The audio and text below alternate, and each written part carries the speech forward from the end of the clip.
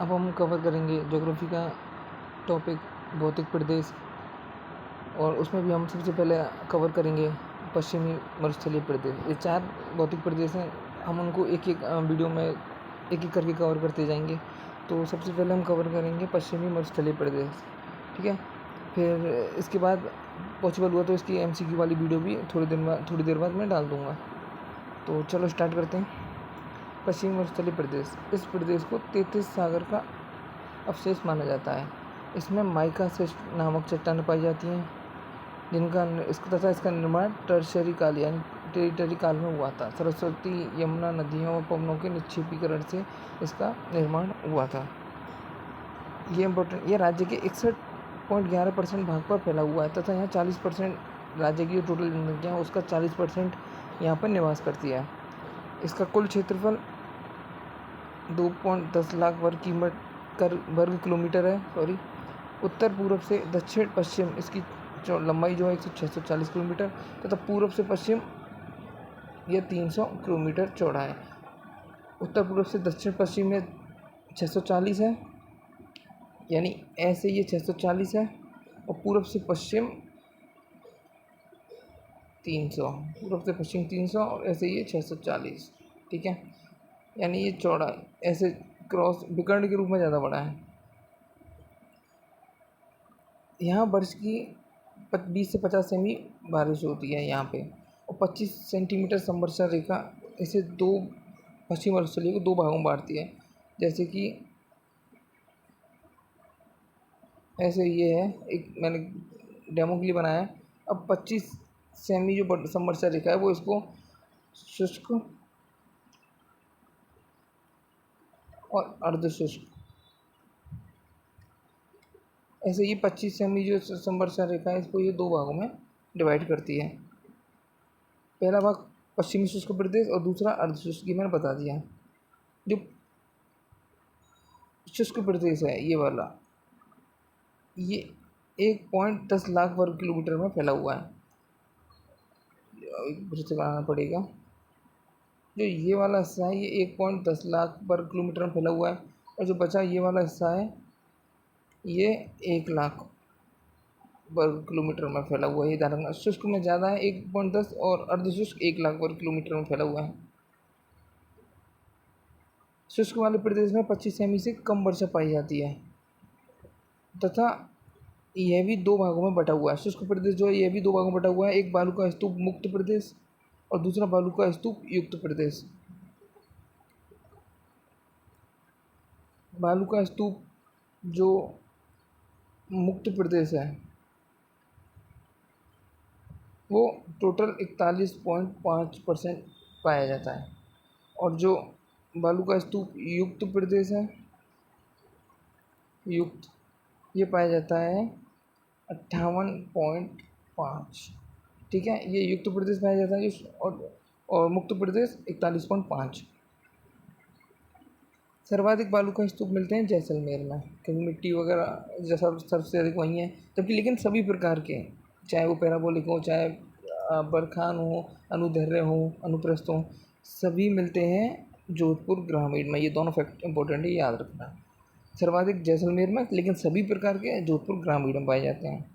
अनुदैर्घ्य बालू का स्तूप जो है अनुदैर्घ्य, ये पवनों की दिशा के समानांतर पाए जाते हैं, और ये मिलते कहाँ पे अनुदैर्घ्य है? पश्चिम साइड, जैसे जैसलमेर, बाड़मेर, जोधपुर ग्रामीण और फलौदी में। तथा अनुप्रस्थ क्या होते हैं? ये एकदम लंबवत समकोण पे बनने वाले होते हैं, पवनों की दिशा के एकदम लंबवत बनते हैं। अब इसका एक ट्रिक है अनुप्रस्थ वालों की याद करने की। अगर लंबवत बने तो जाहिर सी बात है 90 डिग्री के एंगल पे बन रहे हैं, तो ऊपर की साइड बनेंगे। तो ऊपर की साइड कहाँ पे बनेंगे?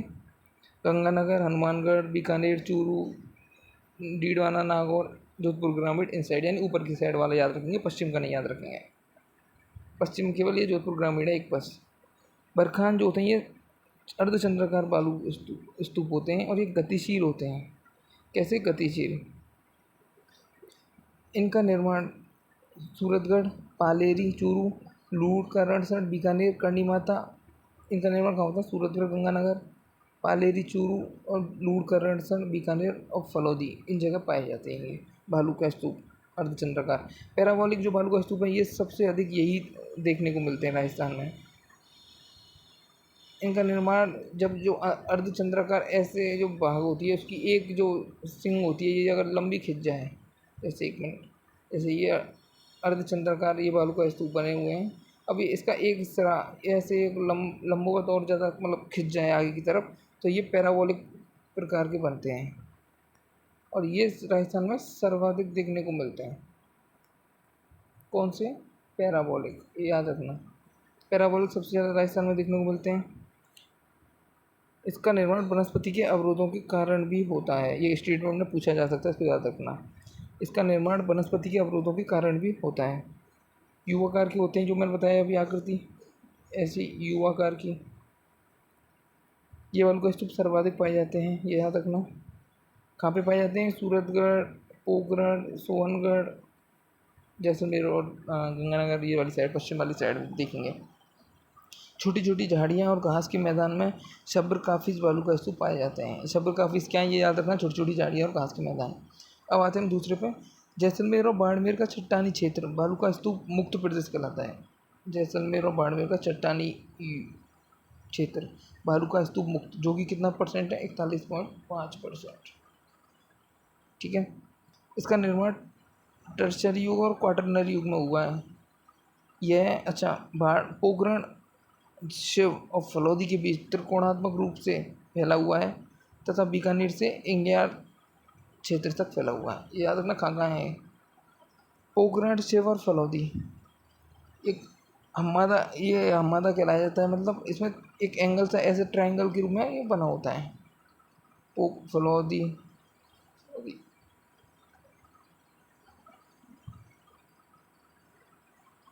पोखरण, शिव और फलौदी। ठीक है।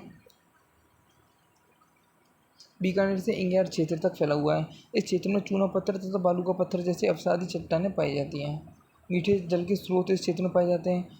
अर्धशुष्क मैदानी भाग 1 लाख वर्ग किलोमीटर में, जो मैंने पहले बता चुका हूँ कि शुष्क 1.10 और अर्धशुष्क 1 लाख वर्ग किलोमीटर में फैला हुआ है। यहाँ 25 से 50 सेमी, उसमें 25 से कम थी, यहाँ 25 से 50 सेमी वर्षा होती है। इस मैदानी भाग को 4 भागों में बांटा गया है। अर्धशुष्क जो क्षेत्र है उसको 4 भागों में इसको 4 भागों में बांटा गया है। पहला भाग है इसका घग्गर का प्रदेश। घग्गर का प्रदेश में कौन कौन सी नदियों से बना हुआ है? ये सतलज, घग्गर, यमुना नदी से बना हुआ है। कौन कौन सी? घग्गर तो एक तो यमुना और सतलज नदी। और ये कहाँ है घग्गर का? क्योंकि ऊपरी हिस्सा होता है जो हनुमानगढ़ से जो टिब्बी वाले हिस्से से प्रवेश करती है, और ये निकलती कहाँ है? हिमाचल प्रदेश की शिवालिक की पहाड़ियों से। तो ये कौन कौन से ज़िले में है? अनूपगढ़, श्रीगंगानगर और हनुमानगढ़, बिल्कुल ऊपर वाले सिरे में ये क्षेत्र है। इसे नाली क्षेत्र के नाम से जाना जाता है, नाली। और ये राजस्थान का अति सिंचित क्षेत्र है। ये फैक्ट, अति सिंचित नाली क्षेत्र के नाम से जाना जाता है। दूसरा प्रदेश आता है, पहला तो ये हो गया घग्गर का प्रदेश, दूसरा आता है शेखावाटी प्रदेश। शेखावाटी तो सीकर, चूरू, झुंझुनू में फैला हुआ है, इसमें तो कोई दिक्कत ही नहीं है। यहाँ मुख्य नदियाँ कौन सी हैं? मेहता, खारी, रूपनगढ़, कांतली, मेहता, खारी, रूपनगढ़। और यहाँ कच्चे पक्के कुएँ पाए जाते हैं पानी का जल संचयन करने के लिए, उनको नाम है जोहर। ये जोहर इंपॉर्टेंट है, कई बार पूछा गया है। ये RPSC कि PYQ वगैरह इनको देखोगे ये ज़रूर मिलेंगे। कच्चे पक्के कुएँ जो शेखावाटी क्षेत्र में पाए जाते हैं उनको कहते हैं हम जोहर। अब आते हैं हम तीसरा प्रदेश, नागौरी उच्च भूमि प्रदेश। पहला घग्गर का प्रदेश, दूसरा शेखावाटी, तीसरा नागौरी उच्च भूमि प्रदेश, जो कि जोधपुर, ग्रामीण नागौर और पश्चिमी अजमेर, डीडवाना, कुचामन में फैला है। ये प्रदेश जो है उच्च लवणीय भूमि, उच्च लवणीय झीलों हेतु प्रसिद्ध है।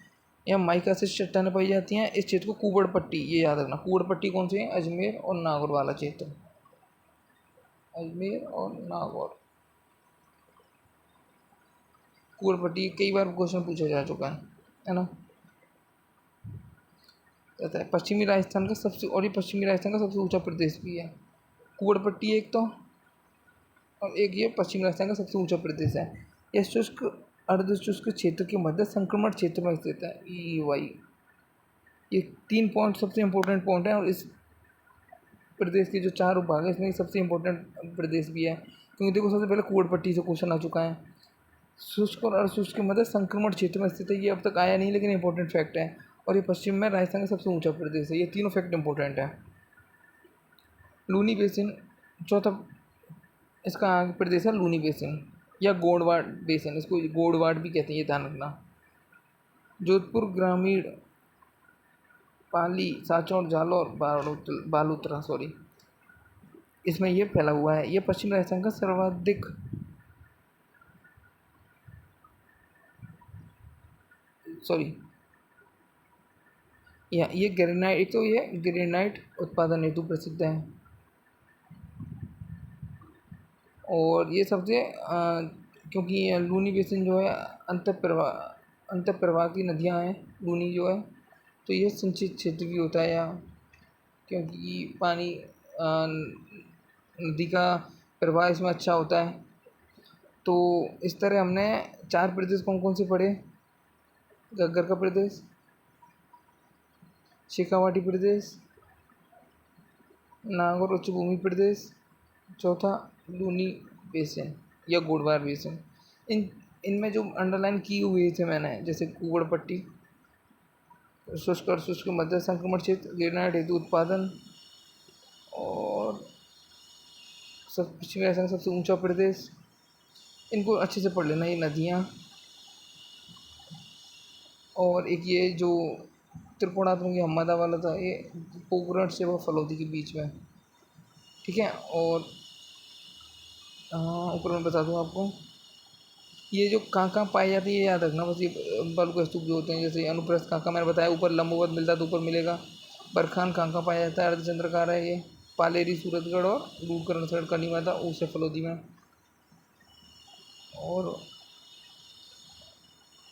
ये कौन सी संवत्सर रेखा, ये बहुत बार आया है, ये 25 संवत्सर रेखा, इसको कई दो भागों में बांटती है, ठीक है।